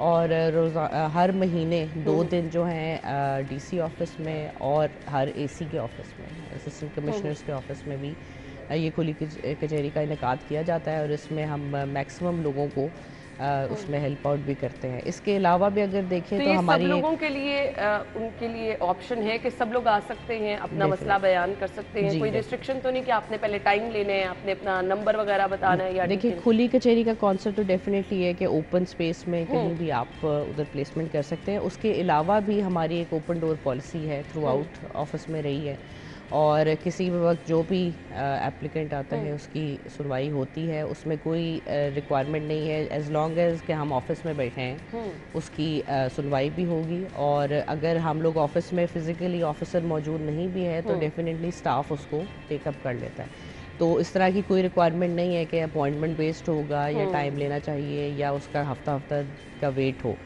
जब वो आते हैं तो वो वॉक इन पे अपना चीज़ें बताते हैं। DC साहबा, आवाम के मसाइल बहुत ज़्यादा हैं। अब आ जाते हैं जो निगरान दौरे हुकूमत में काम शुरू हुए, अब वो आधे अधूरे काम, हालांकि वो काम बहुत ज़बरदस्त थे, अगर कंप्लीट हो जाते आवाम की जान को सुकून मिल जाता। वॉल्टन आगे मानसून शुरू हो गई तो लोगों के लिए बहुत बड़ा मसला हो जाएगा। बंद रोड वाला स्टिल बहुत बड़ा मसला चल रहा है, वॉल्टन ट्रैफिक नहीं संभलती, ये फिर काम बबाले जान बन जाते हैं। सो क्या है इसमें आवाम के लिए खबर, किस तरह ये मसाइल हल होंगे? देखिए इसके ऊपर काम जारी है। अगर हम वॉल्टन की साइड पे देखें तो सीबीडी की तरफ से ड्रेन का एलिमेंट जो है एटलीस्ट जो सबसे क्रिटिकल इशू रहा है वॉल्टन रोड का, वो कंप्लीट हो चुका हुआ है। और उसमें जो मॉनसून से पहले उसको इंश्योर करना वो भी इसलिए इम्पोर्टेंट था ताकि कोई इस तरह का इशू क्रिएट ना हो कि जो पहले से भी वर्स्ट कंडीशन बन जाए। तो ड्रेन जो है स्टॉर्म ड्रेन सिस्टम वगैरह वो तो उनका इस्टेब्लिश हो चुका हुआ है और उस पर भी तेज़ी से काम जारी है कि बाकी जो सारा का सारा उसकी रोड की नेटवर्किंग थी उसकी वजह से डेफिनेटली ऑल्टरनेट रूट्स के ऊपर प्रेशर है, जिसको वर्कआउट भी कर रहे होते हैं कंटोनमेंट बोर्ड और ट्रैफिक पुलिस के साथ मिलके। लेकिन इसके ऊपर काम जारी है और सीबीडी की तरफ से पूरी कोशिश है कि वो मैक्सिमम टाइम में मैक्सिमम वर्किंग जो है मॉनसून से पहले उसकी कर ली जाए। इसी तरह बंद रोड का अगर देखें तो मेन कॉरिडोर इज़ फंक्शनल और उसकी जो साइड रोड है सर्विस लेन्स के ऊपर काम तेज़ी से जारी है एलडीए की तरफ से और उसकी भी इम्प्लीमेंटेशन जो है इंशाल्लाह बिफोर मॉनसून हो जाएगी। अच्छा, ये क्योंकि आवाम की सहूलत के लिए प्रोजेक्ट्स बनाए जाते हैं, अब जब टाइम पे ये कंप्लीट नहीं हो रहे, बजट तो डबल होगा ही, आवाम को जो परेशानी है वो मेरे ख्याल से सबसे ज़्यादा मैटर करती है। बारिशों का सीज़न अगर शुरू हो गया तो फिर ज़्यादा मसले हो सकते हैं। अच्छा, बारिशों के सीज़न से मुझे याद आया, शहर में डेंगू मरीज़ भी सामने आ रहे हैं। डेंगू सर्विलेंस एक टाइम में बड़ी मौसर रही, सो क्या आपकी टीमें रोज़ाना मॉनिटरिंग कर रही हैं जहाँ कहीं छापे मारे जा रहे हैं, क्योंकि लोग केयर बिल्कुल नहीं कर रहे हैं अब इसकी? जी देखिए, अभी तक इस साल में अगर हम देखें तो इनिशियल कुछ महीनों में जनवरी फरवरी में केस लोड थोड़ा ज़्यादा रहा, जो कि ऑब्वियसली एक इफ़ेक्ट था दिसंबर और नवंबर के केसेस का। और अभी तक कुछ 26 के करीब कंफर्म केसेस हैं डेंगू के लाहौर में। और इस महीने से ऑनवर्ड्स हम लोगों ने लावा डिटेक्शन एक्टिविटी पर ज़्यादा फोकस रखा हुआ है कि टीम्स एक एक जगह को मॉनिटर करें, उसमें मिसिंग एरियाज़ जहाँ जहाँ आते हैं उनको रीडू किया जाता है, इनको वर्किंग जो है ज़्यादा बेहतर तरीके से इंश्योर की जा रही है।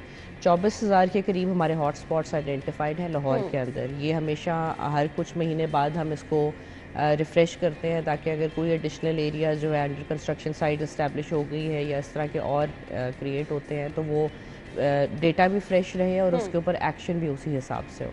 तो वीकली बेसिस पे हम इसकी डिपार्टमेंटल लेवल की मीटिंग्स भी कर रहे हैं ताकि जहाँ जहाँ कोई डोमेंसी या कंप्लेंट रेजोल्यूशन का इशू आता है वो हर इदारे को उसका अपना काम भी पता हो और एडमिनिस्ट्रेटिवली जितने एक्शन लिए जा सकते हैं उसको हम टेकअप कर रहे हैं। जहाँ पे आपने बिल्कुल बात की कि इसमें बहुत बड़ा रोल ऑब्वियसली सिटीजन्स का भी है, क्योंकि एक एक जगह की मॉनिटरिंग 100% जो है वो एडमिनिस्ट्रेटिवली पॉसिबल तो नहीं होता ना, आप पब्लिक मकामात की तो कर सकते हैं। बिल्कुल, तो उसमें लोगों से भी बिल्कुल अपील है कि जो प्रोटोकॉल सेट हैं उसमें वो बहुत बेसिक्स ही हैं कि पानी खड़ा ना होने दें और अपने इर्द गिर्द की एनवायरनमेंट को साफ़ रखें। बिल्कुल, तो ये कोई बहुत बड़ी चीज़ भी नहीं है जो हम रिक्वायर कर रहे हैं, ये एक जनरल चीज़ है जो कि आप वैसे भी घरों में इंश्योर करते हैं और करनी चाहिए।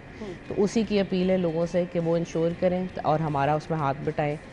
केसेस आना इज़ नॉट एन इशू, मतलब ये नहीं है कि बहुत ज़्यादा तादाद में आ गए हैं ये वो, लेकिन जहाँ जहाँ सिटीजन्स खुद भी हमारे साथ हेल्प आउट करेंगे केस लोड भी कम होगा, हॉस्पिटल्स पे लोड भी कम होगा और वो खुद भी उससे मुतासर नहीं होगा। हम बहुत ज़्यादा कार्रवाइयाँ टाइट शॉप्स पे देखी, कब्रिस्तानों में जाके चेकिंग की जाती थी। ये वाली जो जगह है यहाँ पर अक्सर हमने देखा बहुत बड़ी तादाद में लार्वा बरामद होता था। यहाँ पर चेक एंड बैलेंस रखा जा रहा है? जी डेफिनेटली, देखिए इसके लिए स्पेसिफिक टीम्स होती हैं, डिफरेंट डिपार्टमेंट्स हैं जिनकी है इसके ऊपर वर्किंग। लोकल गवर्नमेंट डिपार्टमेंट और एमसीज की तरफ से ग्रेवयार्ड्स में होता है, टाई शॉप्स के ऊपर एनवायरनमेंट की तरफ से होता है। हमारे एसीज जो हैं वो फील्ड में इन टीम्स को मॉनिटर भी कर रहे हैं, उनके साथ अटैच होकर उसके ऊपर सुपरविजन भी करते हैं।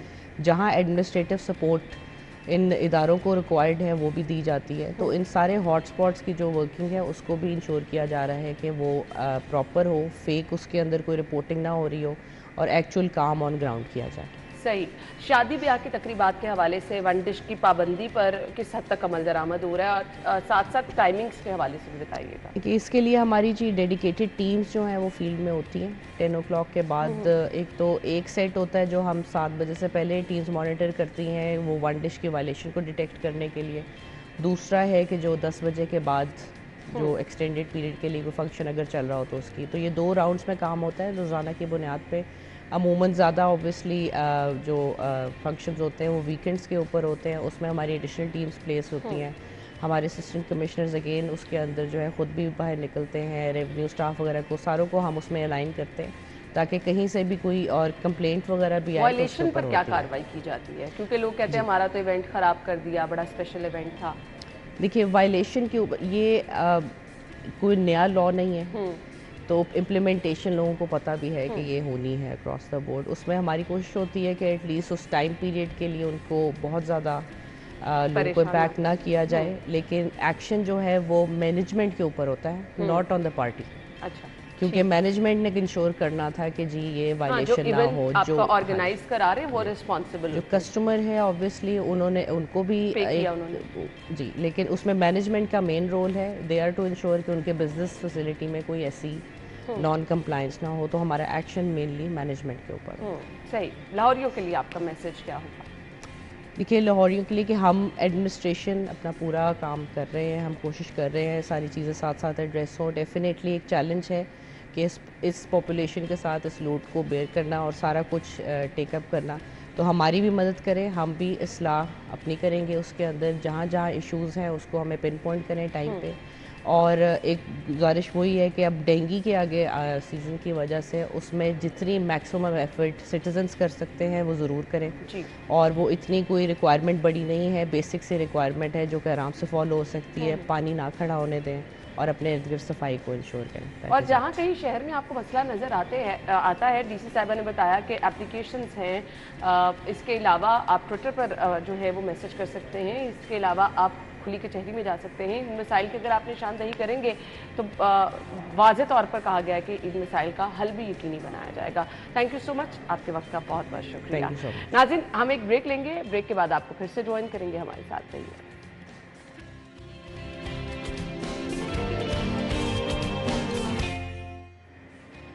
स्टूडियो में आपको खुश आमदीद कहेंगे। सो नाज़रीन, प्रोग्राम के इस हिस्से में हम आपकी मुलाकात कराने वाले हैं बहुत ही ज़बरदस्त मेहमान से, क्योंकि हम अक्सर जो है उन फील्ड से लोगों को बुलाते हैं जो अपनी मेहनत, अपनी लगन की वजह से अपनी फील्ड में एक ज़बरदस्त मुकाम रखते हैं। लेकिन कुछ लोग ऐसे होते हैं जिनको अल्लाह ताला ने मल्टी टैलेंटेड बनाया था, मतलब अपना काम तो वो कर ही रहे होते हैं, इसके अलावा अपनी जॉब सही से करने के अलावा, अब मुझे पता ना कि मैं अगर अपनी ड्यूटी कर रही हूँ, इसके अलावा कुछ चीज़ें मेरे लिए करना जो है वो बहुत ज़्यादा मुश्किल हो जाता है। लेकिन आपका शौक़ अगर हो तो फिर आप उसको साथ लेके चल सकते हैं, बल्कि आप ज़्यादा जो है वो बेहतर काम कर सकते हैं। हमारे आज के मेहमान की स्टोरी भी मैं आपके साथ शेयर करना चाहूँगी। सैयद ज़ैन है, आर्टिस्ट हैं और साथ ही साथ बहुत ज़बरदस्त तरीके से अपनी ड्यूटी भी कर रहे हैं, डॉल्फिन एहलकार भी हैं। वेलकम करेंगे। अस्सलाम वालेकुम। वालेकुम अस्सलाम। मैंने बहुत बहुत शुक्रिया ज़ैन आपके वक्त का। पहले तो मुझे ये बताइएगा, ये दोनों डिफरेंट चीज़ें हैं, मतलब आप किसी को वर्दी में देखते हैं ना तो आप कहते हैं बड़ा सख्त मिजाज सा इंसान होगा। आर्टिस्ट हजरात के साथ बात ये जुड़ी होती है कि वो बड़ा नरम दिल वाले और बड़ा पुरसकून वाले होते हैं। सो ये दोनों चीज़ें कैसे मैनेज करते हैं? देखिए डिफ़िकल्टीज़ काफ़ी आती हैं, क्योंकि वो आपकी वाली जो बात के दोनों अपोजिट मतलब चीज़ें, और यही कहने की एक बहुत अच्छी चीज़ है कि मैं दोनों चीज़ों को साथ लेके चल रहा हूँ कि एक मतलब ड्यूटी दोनों की फील्ड का मिजाज ये बिल्कुल बिल्कुल बिल्कुल दोनों ऐसे फील्ड का। लेकिन मैं ये समझता हूँ कि जो आर्ट है ये एक, मैं कहता हूँ कि मखसूस हमारे जो पुलिस अफसरान है ये उनके लिए बना है। अब पूछिए आप कैसे? ये तो बहुत डिफरेंट बात आपने कह दी है। बिल्कुल अच्छा, होता ऐसे है कि हम पूरा दिन शोर गुल में रहते हैं, चौक चौराहों में रहते हैं, शोर होता है। ये जो आर्ट होता है ना, ये आपकी ना माइंड थेरापी करता है। हाँ, आपको एक सुकून वाले माहौल बिल्कुल में बिल्कुल बिल्कुल, ये आपको रिलैक्स जो है ना वो इन्वायरमेंट में ले जाता है। आप जब अपनी दिन की जितनी भी स्ट्रेस होती है वो शाम को आके जब आप कैनवस पे उतारते हैं तो आप ना बड़ा रिलैक्स फील करते हैं। तो आप हर रोज काम करते हैं? मैं कह रहा हूँ, मैं इसके बगैर नहीं रह सकता, मतलब जब तक मैं कर ना लूँ मुझे सुकून नहीं मिलता। तो ये मेरी अपनी कह लें थ्योरी है कि ये आर्ट बना हमारे पुलिस अफसरान के लिए। वाकई आपने ये मतलब, अब जो फील्ड के लोग हैं उनको लगता है अच्छा ये शौक कब से पैदा हुआ, कब स्टार्ट किया काम करना? स्टार्ट तो कह लें कि ये मेरा बाय बर्थ ही, मतलब ब्लड में ये चीज़ थी। वालिद मेरे जो थे एक टेक्सटाइल मिल में कलर ऑपरेटर थे। अच्छा। तो कलर्स का जो कॉम्बिनेशन वो बनाते थे, वहाँ से मतलब वो मुझ में चीज़ आई। स्कूल लेवल पे भी अल्हम्दुलिल्लाह मैं ये चीज़ करता आ रहा हूँ। कोलीग्स के मतलब स्केचेस बना दिए, कार्टून के बना दिए, छोटी छोटी ड्राइंग्स बना दी, उनकी हेल्प हो जाती थी और मेरा जो अंदर की रूह की ग़ज़ा होती थी ना वो पूरी तब भी होती थी। तो ये सिलसिला चलता आया, स्कूल से कॉलेज, कॉलेज से यूनिवर्सिटी, यूनिवर्सिटी से अब अल्हम्दुलिल्लाह मतलब मैं जॉब फील्ड में भी इस चीज़ को साथ लेके जा रहा हूँ। मतलब इतना ये मेरा पीक पे चला गया काम कि जो मेरे हेड ऑफ डिपार्टमेंट है जनाब आईजी साहब डॉक्टर उस्मान अनवर, उन्होंने काम देखा, वो काफ़ी इम्प्रेस हुए। कहते बेटा यार आप मतलब फील्ड में क्या कर रहे हैं ये मतलब आप इस चीज़ के लिए बने हैं। तो उन्होंने काफ़ी अप्रिशिएट किया और काफ़ी कहने के सपोर्ट किया। उस बेस पे अब आईजी साहब ने मेरा एनसीए में एडमिशन करवा दिया कि आप मज़ीद उधर से सीखें, प्रोफेशनल से आप मज़ीद पॉलिश हों और अपने वापसी आके अपने डिपार्टमेंट को अच्छा सर्व करें। बड़ी अच्छी बात है ये कि आपके टीम के सरबराह जो हैं वो आपको अगर इस तरह से सपोर्ट करें। इम्तियाज़ आए थे हमारे टीवी शो में और साथ ही साथ इम्तियाज़ ने भी आईजी साहब की बहुत तारीफ़ की थी कि वो बड़ा सपोर्ट कर रहे हैं। अब बड़ा अच्छा लगता है कि आपके जो आपको यूनिफॉर्म में लोग नज़र आ रहे होते हैं उनका एक डिफरेंट आप करैक्टर तो देखते ही हैं कि वो अपनी जॉब निभा रहे हैं, लेकिन ये काम मेरे ख्याल से करना ज़बरदस्त तरीके से और इसको इस तरह से अभी जो ख़ास तौर पर जो स्पेशल वर्क है जैन का, मैं आयशा को कहूँगी कि वो लाजमी स्क्रीन पर दिखाएं और वो डिफरेंट किस तरह से है जैन वो भी हमें बताएंगे। अच्छा, जो आईजी ऑफिस में आपने काम अपना बताया और बड़ा डिफरेंट किस्म का काम, तो वो आइडिया कहाँ से आया आपका? मैम देखिए, कुछ मोटिवेट हमें करते हैं जो मेरे एसपी डॉल्फिन हैं जोहेब रांझा साहब, कुछ वो काफ़ी मतलब मोटिवेट करते हैं। और सीपी ऑफिस में ना मैडम अमारा अख्तर थी जो अब सीटीओ लाहौर है, तो वो हमारी एआईजी एडमिन होती थी, मतलब उनके हम अंडर सुपरविजन में ना ये पेंटिंग्स बनाते थे। वो माशाल्लाह बहुत ज़्यादा हमसे वो कहने की आइडिया शेयर करती थी। अच्छा। कि जैन इस तरह करो, इम्तियाज़ इस तरह करो, तो कहने के वो बस मिल मिला के हम एक अच्छा सा शाहकार बनाते थे जिसमें यानी आपकी टीम के लोग भी सपोर्ट बिल्कुल करते हैं। बिल्कुल बिल्कुल, ये मैं कहता हूँ कि हमारे लिए खुश नसीबी की बात है कि जो हमारे अफसरान हैं, जो हमारे बड़े हैं, उनका जो साया शफकत वाला हाथ है वो हमारे सर पे है। जैन, आपने कहा कि इससे पहले ये वाला काम नहीं हुआ, तो इस काम में डिफरेंट क्या है? मैम देखें, आफ्टर सेपरेशन जो हमारे हिस्टोरिकल प्लेसेस हैं उनकी उस हद तक या उस लेवल पे उनकी केयर या मतलब वो उनकी एहतियात नहीं की गई अनफॉर्चुनेटली, जो होनी चाहिए थी। तो मैं अपनी पेंटिंग्स में ये जो हिस्टोरिकल प्लेसेस हैं उनको बेसिकली प्रिजर्व कर रहा हूँ ताकि जो हमारी आने वाली नस्ल है उनको पता चले कि हमारे जो एसेट थे वो क्या थे, हम जो सेपरेशन के बाद हमारे हिस्से में आई थी चीज़ वो क्या थी। और जो गोल्ड थीम है उसका बेसिकली मतलब वो जो सुनहरी दौर नहीं होता जो, मैं बेसिकली अपनी पेंटिंग को ना उस माहौल के साथ कनेक्ट करता हूँ। बिल्कुल, कि अब एक आपकी चीज़ें भी प्रिजर्व हो गई और आपको सुनहरी दौर भी नज़र आ रहा है। तो बेसिकली मेरी पेंटिंग्स का सारा थीम ये है जो कि आज से पहले किसी ने नहीं किया। अच्छा, एनसीए में जाना कैसा लगा? क्योंकि जब आप एक प्रोफेशनल माहौल में चले जाते हैं ना, आप वहाँ से बहुत कुछ सीखते हैं। सो एनसीए का एक्सपीरियंस कैसा है? माशाल्लाह एनसीए का आपको पता है कि जो आर्ट का एक मखसूस इदारा है जिसमें फ़नून लतीफ़ा के तमाम मतलब उसमें जो वो होते हैं यूनिट उसमें है, जिसमें फिल्म मेकिंग हो गया और graphic designing like fashion designing और जो सबसे बढ़ के हमारा पेंटिंग ड्राइंग। मैम उधर प्रोफेशनल्स हैं जो कि आपको ऐसी टेक्निक्स और आपका जो माइंड है ना वो खोल देते हैं, आपको बताते हैं कि आर्टिस्ट क्या है, आर्टिस्ट की वर्थ बताते हैं कि आपने काम किस तरह करना है। मतलब उससे पहले हम काम कर ही रहे थे, लेकिन जो पेंटिंग और आर्ट के जो हकीकी मायने हैं वो लोग बताते हैं। बिल्कुल, एनसीए एक ऐसा इदारा है और उसमें प्रोफेशनल्स हैं, ये आपको भी इस चीज़ का है। तो बहुत सी ऐसी न्यू चीज़ें हमें वहाँ से सीखने को मिली हैं एनसीए से, जो कि अब हमारे अफसरान भी उस चीज़ को एडमायर कर रहे हैं कि वाकई आप पहले की निस्बत अब आप में थोड़ी सी वो पॉलिशनेस कुछ ज़्यादा हुई है। बिल्कुल, ऐसे ही आपके काम में निखार आ जाता है जब आप प्रोफेशनल्स की जो बाकायदा तौर पर खिदमात ले लेते हैं। अपना काम तो डिस्टर्ब नहीं होता, ड्यूटी तो डिस्टर्ब नहीं होती, इस काम की वजह से कभी उस पर कॉम्प्रोमाइज़ तो नहीं किया? देखिए, जो ड्यूटी है ना वो मैं करता हूँ एन इबादत समझ कर, ये हमारी ड्यूटी है ही ऐसे कि हम ड्यूटी भी कर रहे हैं साथ साथ और इबादत का वो आपको वो एक सिला भी मिल रहा है, तो बड़ा मज़ा आता है। क्योंकि अहद लिया था हमने दौरान ट्रेनिंग कि हमने इस कौम की इसकी जानो माल इनकी खिदमत की हमने हिफाजत करनी है, उस पर हमने अहद लिया था जो हमारा वो होता है। तो बड़ा अच्छा लगता है ड्यूटी करते हुए।